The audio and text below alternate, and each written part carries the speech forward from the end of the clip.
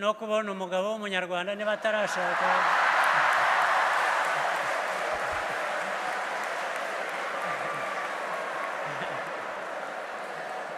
Murabimvugiye nyakubahwa Président, vous pouvez même trouver un mari rwandais. Niba atarashaka nabyo birashoboka. Niba atarashaka birashoboka nabyo. Si tu n'as pas encore d'épouse, c'est too late. Ariko niba twumvikane.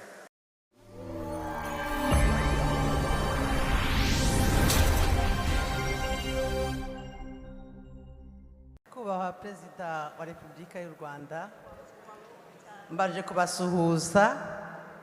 Nge nitwa Mukandori Marie Claire, nkaba ndi mu diaspora wa hano mu Bubiligi. Ndabizi neza ko ngewe ibintu byanjye ni ikibazo, si igisubizo. Ariko mu makanya nkivuge kuko maze imyaka 14 icyo kibazo ngifite, cyarabuze umuntu n'umwe wagikemura.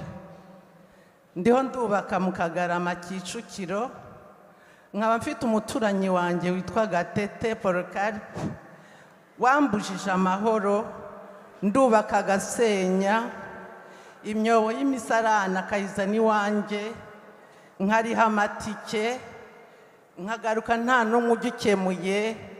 Nagerageje gusaba meya. Ikibazo ubwo nacyumvise, ariko reka mbaze kugira ngo twihute. Hari uwo waba warakigejejeho? Abameya bo Meya William yarakizi, ntacyo yakemuye. Nande wundi? Jire Ndamage ntacyo yakemuye. Nageze ku bavunyi, warabibabwiye bose dosiye yanjye barayifite. Nageze ku muvunyi witwa Clement, ntacyo barakemura. Ejo bundi yambujije gushinga amaborune, yurirwa yubaka imisarani mu isambu ryanjye. Reka nkwereke uko twagikemura. Ujya uza mu Rwanda uzagaruka ryari? Mu kw'icyenda. Ndashaka kugishinga abantu bari hano. Hari abantu bashinzwe.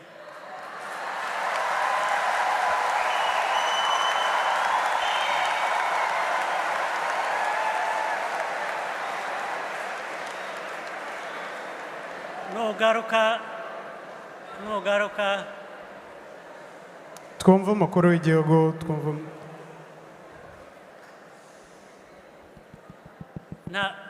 narebaga na Minisitiri w'Ubutabera hano, ariko ntabwo biragera mu butabera. Reka tubanze Minisitiri ushinzwe ibikorwa remezo nuza uzamubone aguhe umwanya, hanyuma tuzabikurikiranira ku buryo bwo ari bwo bwose.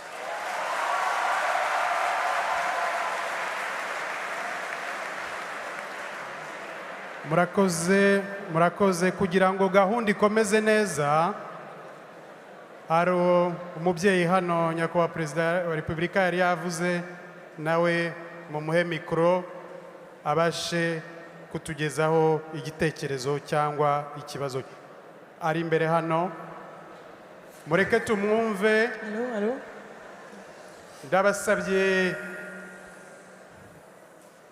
tumwubahe, tumwumve, muvuge izina ryanyu kugira ngo dushobore gufata abantu benshi nk'uko bababwiye, hino amagambo bajye ku ngingo. Donc vous allez être bref, comme j'ai pu vous dire, de manière structurelle. Muraho. My name is Hawadem. I'm 33. I'm from Mali, and I'm definitely a friend of Rwanda. His Excellency, I have two simple questions, but before I'd like to give a testimony about what I call my Rwandan adventure, and I will express myself in French, and it will be very brief. J'ai voulu m'exprimer ici aujourd'hui parce que ma première rencontre avec le Rwanda, ça a été à Londres en 2013, lors du Rwanda Day. Donc je voulais vous dire que le Rwanda Day, indépendamment d'un espace de rencontre entre les Rwandais et leurs dirigeants, est aussi un espace d'inspiration pour nous en tant que jeunes Africains. Depuis 2013,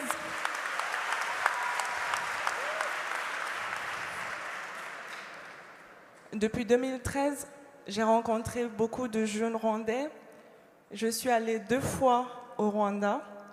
La première fois, c'est après avoir entendu le président Kagame parler de son pays avec autant d'engagement, d'amour et d'envie. Et en sortant de la salle, j'avais pris ma décision. C'était en mai et en octobre, j'étais à Kigali.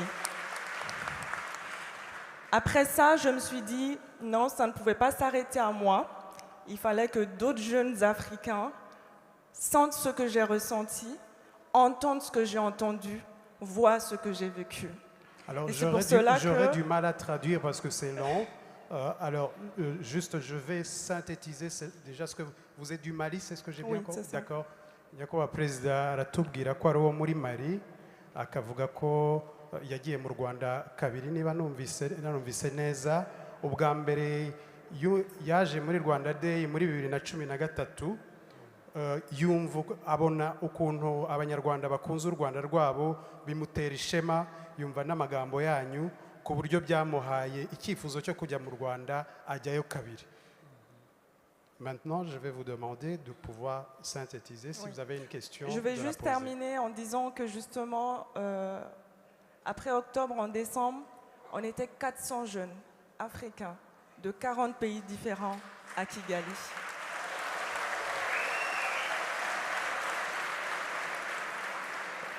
Ngo bagiye ari abanyafurika, abana b'abanyafurika 400 mu Rwanda.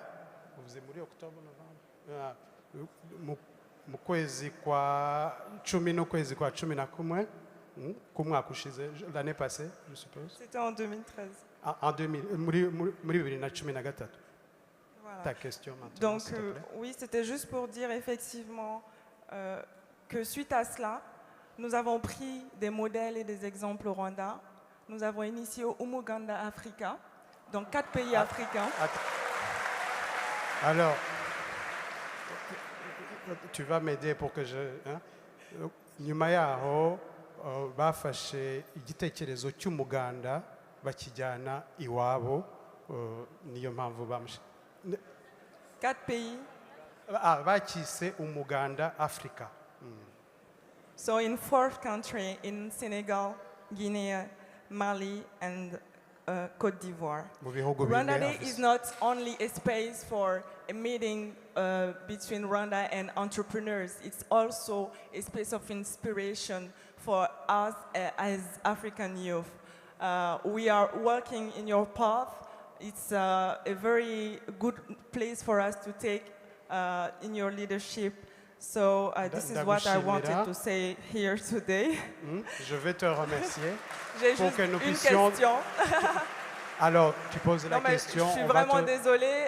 Il On fallait va que écouter j'exprime ta cela. question et Voilà. merci pour l'introduction et cette chaleur que tu nous accordes. Merci. Maintenant, Thank you. la question. So I s'il vous have plaît. just one question. How can I do as a non-Rwandan, not married to a Rwandan, no parents Rwandan, no Rwandan children? How can I do to have a Rwandan passport? And why not?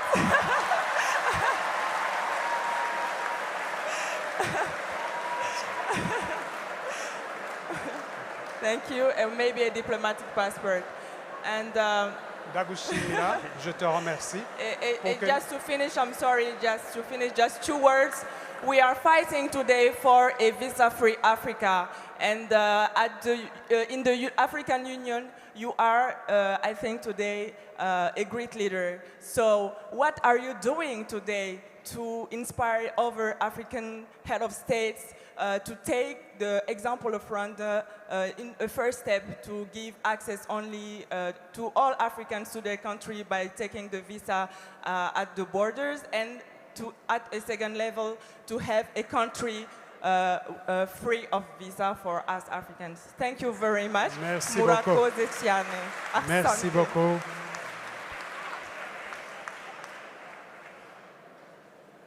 I take this? I go with this? Cyangwa Yeah, hari ikindi? Okay, reka wenda ibyo ngibi ikibazo cya Marie Claire cyo twakirangije. Then ku bya Marie nagira ngo amenye ko mu by'ukuri u Rwanda nicyo gihugu cya mbere kuvaniraho requirement ya visa ku banyafurika bose. Donc le Rwanda est le premier pays qui a enlevé, enfin, qui a donné les facilités de visa pour tous les Africains. Voilà. Sinzi ni uko yaje byagenze bite, hari aho yagombye kujya gusaba visa cyangwa? Comment tu es venu? Est-ce que tu as dû demander le visa? Tu peux répondre en anglais comme ça. Baza mu Rwanda magana ane baje. Quand vous êtes venu à 400. Yes, I took a visa at the Rwanda embassy in Paris. Thank you, Mr. Kabale. Yeah, but you didn't have to. I know I didn't have to. Yes, yeah. because, but I take a long period visa. Sure. So yafashe visa anyuze mu embassy y'u Rwanda mu Bufaransa, ariko ntibyari ngombwa. Ubundi cyajya gukora, ariko hari ubwo indege airlines ziruhanya babona udafite visa bakibwira ko batari bukwemerera aho ujya. Yes. Ariko ubundi bo bamaze kubimenya bose ko iyo uza mu Rwanda uri umunyafurika visa uyibonera ku kibuga mu Rwanda iyo hageze ntabwo.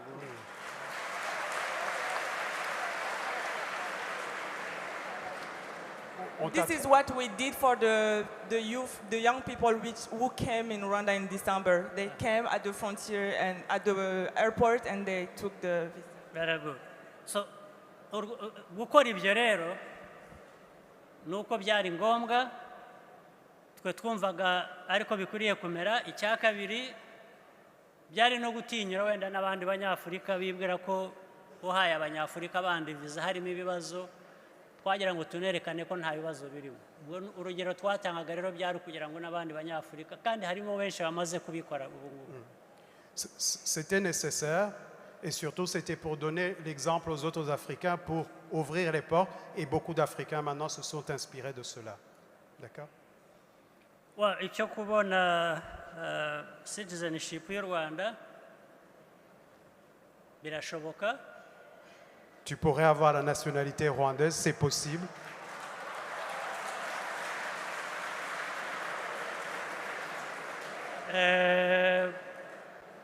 No kubona umugabo w'umunyarwanda niba atarashaka.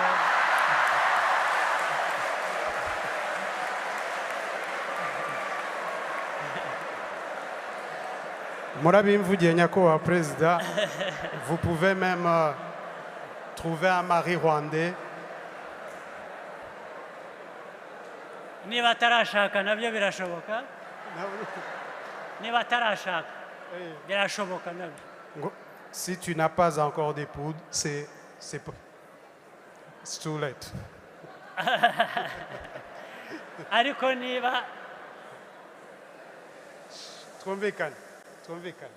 hari uburyo bundi bwinshi bishobokamo, ntabwo ugomba kuba warashakanye n'umunyarwanda iteka. Hari izindi mpamvu, ibyo ngira ngo niyegera abashinzwe ubwo buryo mu gihugu cyacu bashobora kumubwira inzira anyuramo. Birashoboka, hari abanyamahanga benshi bamaze kubona citizenship. Donc il y a beaucoup d'étrangers maintenant qui ont obtenu la nationalité rwandaise. Il existe des possibilités. Il faudrait s'approcher auprès des personnes qui s'occupent. Et concrètement, on peut vous donner l'information par après, comme ça. Murakoze, nyakubahwa Perezida. On va... twari twavuze hari inyuma nta ikibazo twakuyeyo. Hari inyuma. Yego. Ndabona hari umuntu uhaye undi mikoro hari inyuma. Oya, bayitanze. Okay, hari umuntu ufite mikoro wambaye ikote ry'umweru hariya. Murakoze, mureke tumwumve mu cyubahiro. Nous allons l'écouter. Hanyuma uze kureba abantu babiri hari Murakoze. uriya wambaye ishati y'icyatsi kibisi n'uyu nguyu. Murakoze cyane. Nitwa Mupenzi Basinyize Veniste Hari na Madame. i Buruseli mu Bubiligi. hari madamu Ndashimira nkanatanga ubutumwa. uriya mudamu n'uyu nguyu. Okay. Aha. hari Uriya- umuntu uriho ubaza hariya inyuma ntabwo tukubona neza wambaye jya mu murongo hagati bakubone neza nyakubahwa perezida akubone neza n'abandi bakubone ubundi bakwiye kumushyiraho hano. ni ngewe babona Navugaga ko navuze amazina yanjye Mupenzi Basinyize Veniste i Buruseli mu Bubiligi. Navuze ko nshimira nkanatanga ubutumwa. Mufite byinshi nyakubahwa perezida wa Repubulika byo gushimirwa ntarondora, ariko nkanjye by'umwihariko kuba ndi muri iki cyumba nk'umunyarwanda mu bandi kuri njyewe n'ikuzo, kubera ko urukundo n'urugwiro banyeretse bituruka ku rugero rwiza mubaha, kubera yuko njyewe ndi intama yari yarazimiye. Mbivugira ko kuva muri 1991 kugeza ndetse muri 2015 nari narakurikiye umuntu muri politiki, ariko ngeze aho ngaho nsanga nari naribeshye.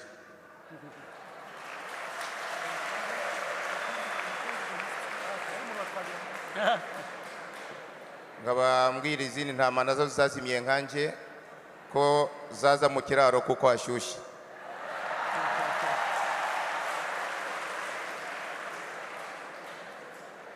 Maze gusobanukirwa nyakubahwa perezida wa Repubulika nk'umuntu wabaye umunyamakuru kuri Radio Rwanda, nk'umuntu uzi agaciro cy'itangazamakuru, maze kubona kandi ko ibinyamakuru byinshi biri hano hanze akazi bikora ari ako gusebya u Rwanda n'abayobozi, nisunze bamwe tubyumva kimwe bari hano, dushyiraho radiyo yitwa Radio Umubano itanga ibiganiro kuri interinete, ibiganiro bikwiriye u Rwanda n'abanyarwanda. Ngaba ntanga ubutumwa bwo gukangurira abanyarwanda bose bari hano ndetse na diaspora nyarwanda ya hano mu Bubiligi kugana no kumenyekanisha Radio Umubano, kuyitabira mu biganiro byubaka igihugu, tukaba ndetse tuzanakorana n'andi maradiyo yo mu gihugu dusangiye uwo murongo wo gukunda igihugu. Murakoze, murakarama.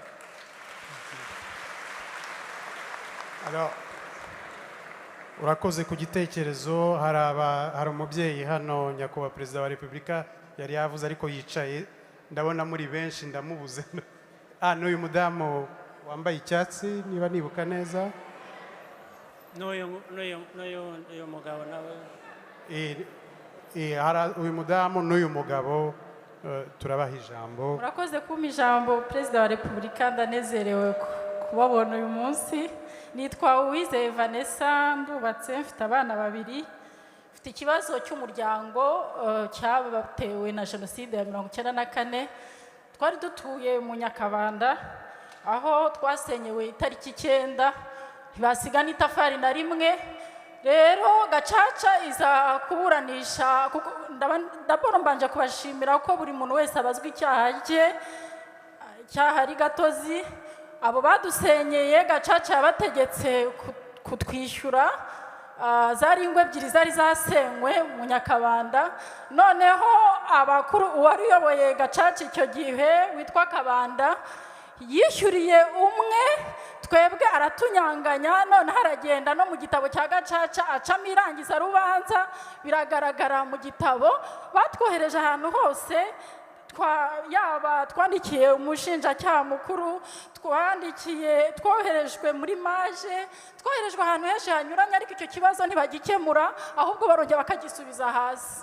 ubwo rero nkumva ariko ari mwe mwandenganura. Ikindi ni icyifuzo gitoya mfite, nk'uko turi hano dufasha imiryango yacu, hari minisitiri wavuze ku bashoramari, ariko twebwe imishahara yacu hano ntitwemera gushora imari, ahubwo dukeneye kwiyumva nk'abari muri ya diaspora, tukagera mu Rwanda natwe tukibona muri biriya byiza bihari.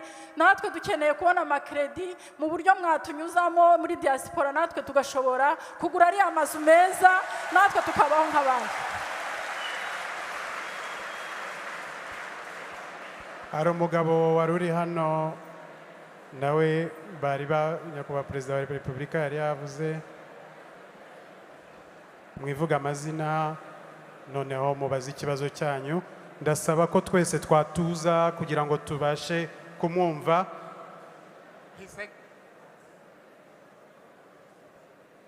His Excellency, I am Professor Sobgui here in Belgium.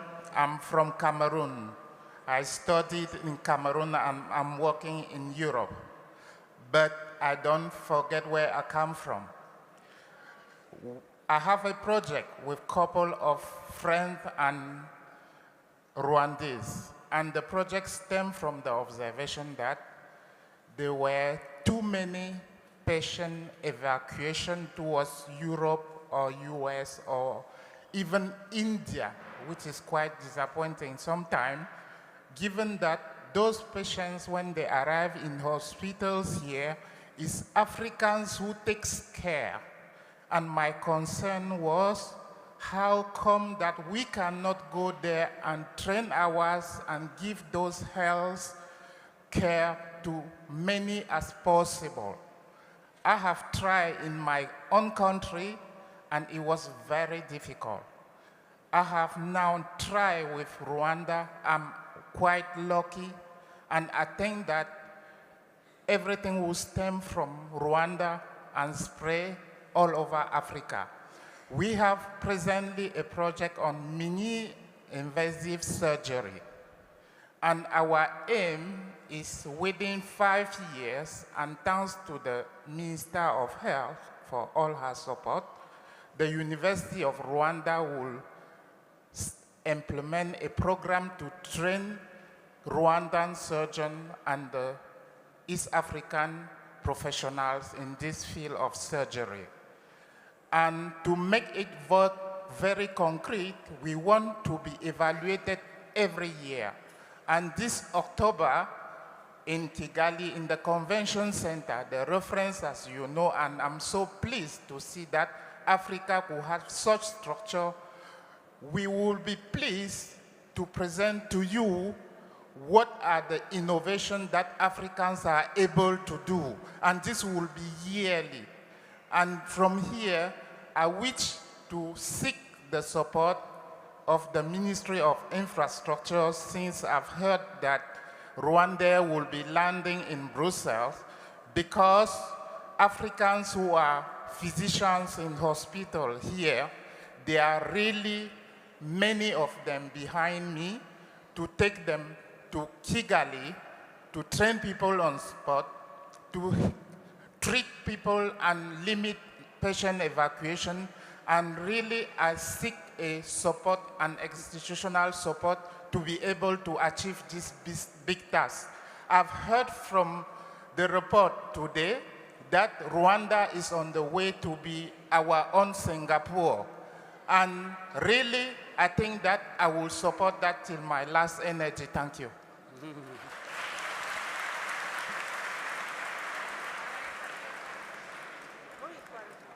twafata icya gatatu nyakubahwa perezida. Noneho nurangiza hadiya nujya inyuma, reka tujye inyuma hariya, banza rangizana n'uyu mudamu, n'uyu mubyeyi mumumpere mikoro hano. ngira ngo ikindi uze kwigira inyuma ubasanye, yes, barebe aho b'imbere baragumye badutware mu ntuza. Murakoze. Le micro, s'il vous plaît, le micro. C'est bon. Murakoze, nge banyita Nadia Hervé. Nadia? Hervé. nkaba mbashimira nyakubahwa perezida wa repubulika y'u rwanda ko mwabashije kuza ahangaha i buruseli. Ndabashimira n'ibyo mwadukoreye nk'imfubyi z'u rwanda, cyane cyane ko mwatwitayeho ubwo mwazaga muri graduation yanjye mu Gahozo. Nkaba mbashimira ibyo mugejeje mukora natwe tudafite abaturengera. Nyakubahwa perezida wa repubulika, y'uno mwanya mfite wo kubabwira ko mbakunda cyane kandi munyemere nabasuza n'ukuri na mama wanjye. Nta kindi cyanzanye atari kugira ayo mahirwe, kuko igihe cyose nashaka kubasuza abasekirite bankuragaho simbona umwanya rwose.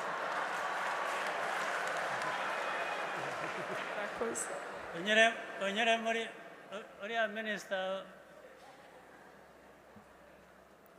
w'ububanyi bw'u Rwanda n'amahanga arabikugezaho. murakoze. Twabanza tugasubiza ibyo ngibyo. Yes. Ku kibazo cyangwa igitekerezo cya Mupenzi Venuste,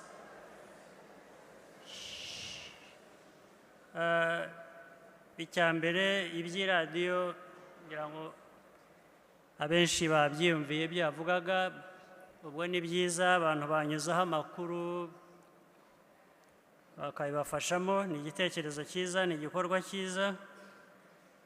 Ibindi yavuze yakanguriraga abantu ko yari yarayobye agaruka mu nzira, ariko n'uriya wari warabayobeje nawe uzamugereho umubwire asubire mu nzira.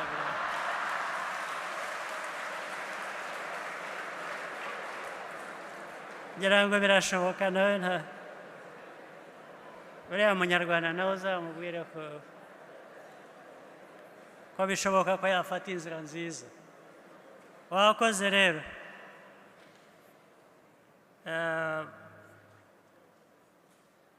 Uwizeye Vanessa, iki kibazo nacyo ndumva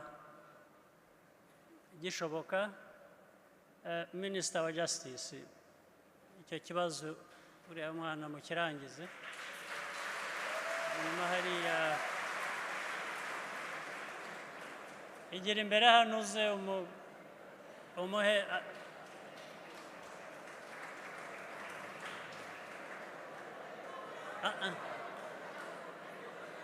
buretse turaza kubikemura hanyuma icya Professor Sakwe from Cameroon.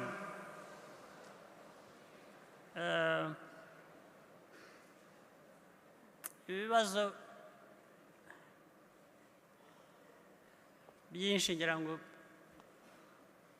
biroroshye gukemura. Ubundi iki kibazo kirasa nka cya kindi nabanje kubabwira cy'ikawa.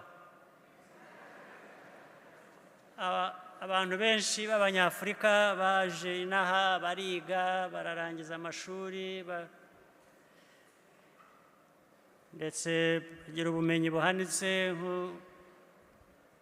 nk'uyu profesa. Ntabwo numva ikibazo cya mbere uko abantu bakwiriye kuba bananirwa gusubira iwabo, ariko abantu kudasubira iwabo biri ku mpande ebyiri. Iyo bamaze kugera kuri ubwo bumenyi, ikibazo cya mbere cyo nyakuri ngira ngo yavugaga ari nubwo bishingira ku bihugu nyine bidashyiraho ubwo buryo buzana abantu babwo bashobora kubukorera ibintu byiza. Ibikunze kuba, ariko nabyo bishobora guhinduka. Ariko nagira ngo mvuge ko mu Rwanda twebwe, usibye n'Abanyarwanda bashaka gutaha n'abanyamahanga b'Abanyafurika bashaka kuza n'abandi abo ari bo bose bashaka kuza gukora mu Rwanda, baraza tukabakira tukabashyiriraho uburyo. Tous ceux qui veulent venir au Rwanda sont les bienvenus, que ce soit les Rwandais, que ce soit des gens qui viennent de l'extérieur, donc des étrangers, ils sont les bienvenus, ils viennent et on leur met de bonnes conditions pour les accueillir. Ndetse bakanadufasha kubera ko turiho dushora imari mu kubaka izi nzego no kubaka ubushobozi muri tekinoloji no gushyigikira innovations iyo baje badufasha tuvuge nko kubaka amavuriro bashobora gukoreramo ibintu bihambaye iyo baje badufasha kubikora kuko nabyo turifuza kubigeraho. Donc, quand les personnes viennent de l'étranger, évidemment, ils nous aident aussi, parce que le Rwanda est en train d'investir au niveau de différentes infrastructures.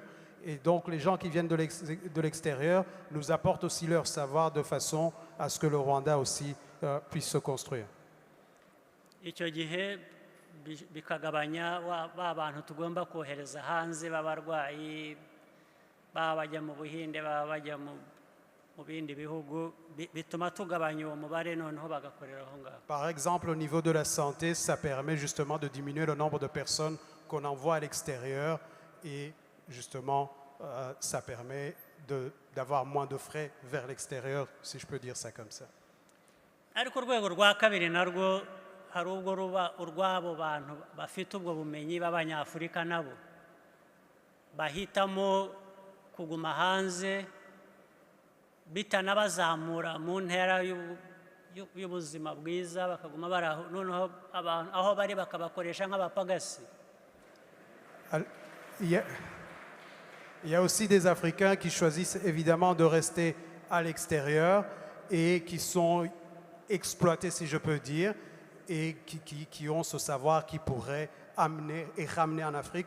Et son Excellence, le Président, encourage ce genre de choses donc pour les Africains aussi de revenir vers chez eux et vers le Rwanda. Rimwe na rimwe bagahitamo gukoreshwa nk'abapagasi bagasagariraho abandi bakajya kuruhuka.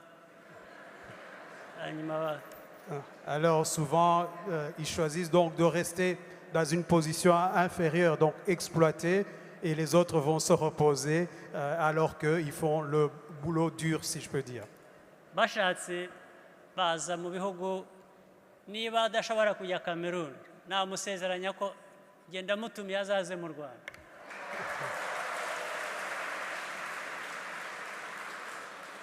Donc si vous ne pouvez pas aller au Cameroun pour investir, son Excellence vous invite à venir au Rwanda.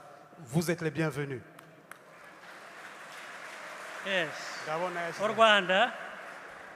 Rwanda kandi ruri hafi ya Cameroon kurusha Uburayi. Le Rwanda est plus proche du Cameroun que l'Europe par rapport au Cameroun. Kandi azagira agaciro karenze akafite wenda handi mu buryo bwe. Et ta valeur ajoutée sera valorisée plus que ici ou ailleurs. Rwose nanone minisita wa health ari hano sinzi impamvu atamutahana ahubwo. On ne sait pas si tu es venu déjà avec tes bagages, parce que il y a la ministre de la Santé ici et tu pourrais en effet repartir avec elle. Ikibazo cya uriya mwana wavuze w'imfubyi Louise, Minisita wa Foreign Affairs uze kumureba ibibazo yari afite mufashe kubikemura. Okay?